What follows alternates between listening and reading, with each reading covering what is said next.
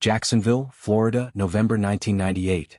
A quiet neighborhood where kids laughed, parents felt safe and doors were left unlocked. But on one ordinary afternoon, everything changed forever. This is the story of an 8-year-old girl named Maddie Clifton. She was full of energy, always outside playing basketball, riding her bike, or knocking on neighbors' doors asking, "Can you come out and play?"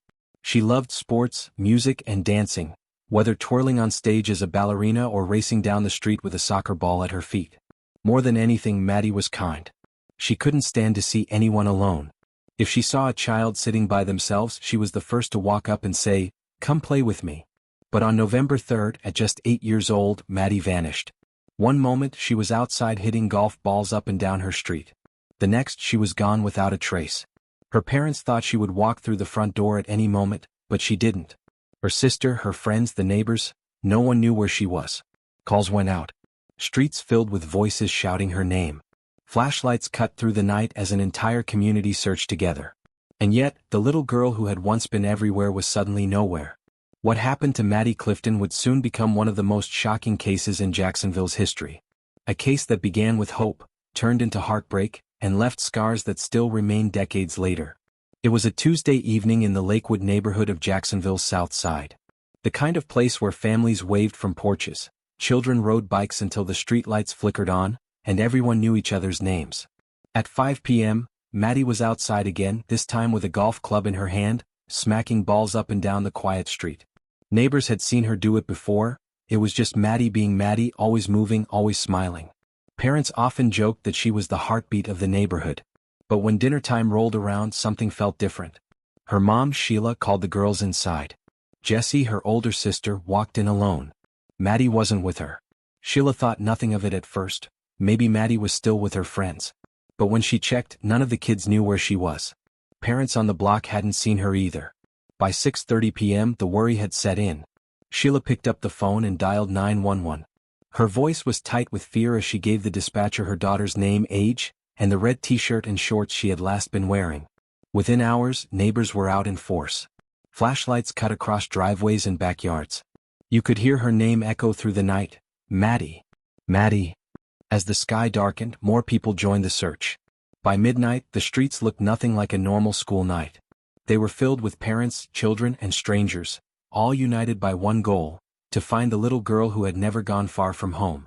The next morning, the sun rose over Lakewood, bringing light but not answers. People had expected to find something, anything. A piece of clothing. A drop shoe. A clue pointing to where she had gone. But there was nothing. No trace at all. By the 24-hour mark, the search looked like something out of a movie. Cars were stopped as they entered and left the neighborhood. The National Guard was called in. Manholes were lifted. Ponds were searched. Every trash can, every bush, every corner of woodland was combed through. Still nothing. The FBI stepped in and a $100,000 reward was announced. Maddie's face was now everywhere. On flyers, on posters, on the evening news. Neighbors' homes were turned upside down by investigators. One man in particular, Larry, drew attention. He lived just 5 houses down. He admitted to seeing Maddie that day while chipping golf balls in his yard. But according to him, she walked off to get more golf balls and never returned. Police grilled him again and again. He had a criminal record from years earlier, including 2 dropped charges of sexual battery. He even failed a lie detector test, though he swore he had nothing to hide. "I'm the prime suspect," he told reporters. "I'm 45, I play with kids, and I have a record. That makes me a suspect." Detectives spoke to 6 neighbors intensely, Larry included. For 4 days it seemed every lead pointed in circles. And yet, despite all the suspicion, there was no evidence tying him, or anyone, to Maddie's disappearance. Then came a chilling twist. Lieutenant Mark Foxworth, a homicide detective, told reporters something no one wanted to hear. "We don't have evidence of a kidnapping. She could have walked away. We just don't know right now. But the longer she's gone, the more possible it becomes that foul play is involved." By the 7th day, the neighborhood was drained. Families were exhausted from searching. Maddie's face was everywhere, but her voice, her laugh, her energy, gone. And then, across the street from the Clifton home, an ordinary afternoon turned into a nightmare no one could have imagined. November 10, 1998. 7 long days had passed. The Clifton family clung to hope, though each sunrise felt heavier than the one before. Maddie's face had become the face of Jacksonville. flyers stapled to telephone poles. Her smile on the evening news. Strangers in grocery stores whispering her name. But behind the posters and headlines there was silence. The silence of a missing child no one could find. That afternoon across the street, Melissa Phillips was cleaning her house. She was the mother of a 14-year-old boy named Joshua. He was a quiet teenager, known for being shy, rarely causing trouble. He loved video games, baseball, and kept mostly to himself. In a neighborhood filled with kids, Josh was more the type to stay indoors. Melissa walked into her son's bedroom, something she didn't often do without knocking. The room smelled faintly odd, but she brushed it off as a typical teenager's mess. She bent down to pick up socks near the waterbed. That's when she noticed something unusual. The side of the waterbed frame looked stained, dark, almost like rust. Curious, she pulled the bed skirt back. Her breath caught. There, under the waterbed, was a wet patch seeping onto the floor. The smell was sharp, wrong, nothing like what she'd expected. She leaned closer and noticed the mattress above seemed to bulge unnaturally. Melissa froze. She tugged the corner of the bed skirt again, this time lifting it higher. And then she saw it. What she was looking at wasn't spilled water. It wasn't rust. It was something far worse. Her heart pounded as realization struck. She rushed out of the room, her body shaking. Within minutes, police cars were pulling up outside the Phillips home. Detectives moved quickly, pushing past the stunned mother. They stepped into the boy's room, pulled up the mattress, and found what the entire city had been searching for. Under Joshua Phillips' waterbed lay the body of Maddie Clifton. The little girl who had been missing for a week was not lost in the woods, not kidnapped by a stranger, not taken miles away. She had been across the street the entire time. The discovery shattered the neighborhood. People who had searched side by side, knocked on doors, scoured every inch of land, could not believe the answer was here, under a teenager's bed. Detectives looked around the room in shock. Posters of baseball players covered the walls.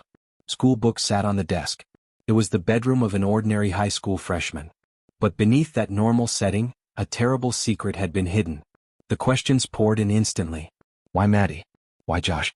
How could a 14-year-old boy commit such an act and keep it hidden in plain sight? And perhaps the most haunting question of all, what exactly happened inside that house on the day Maddie vanished? The answers, when they came, were more disturbing than anyone could have imagined. Inside the Phillips home, detectives questioned 14-year-old Joshua. At first he denied everything. He sat across from grown men in suits, insisting he had no idea how Maddie ended up under his bed. But the evidence was undeniable.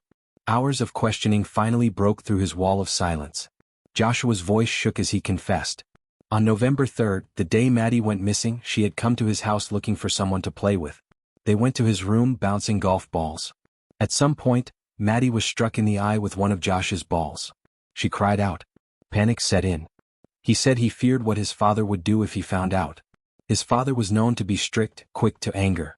In that moment of fear, Joshua made a decision that would change everything. According to his statement, he hit Maddie with a baseball bat, then dragged her under his bed. But Maddie was still alive. Frightened she would scream and he would be caught, he retrieved a knife and stabbed her again and again. The confession left detectives stunned. Not because of the brutality alone, but because of the calm way he described it.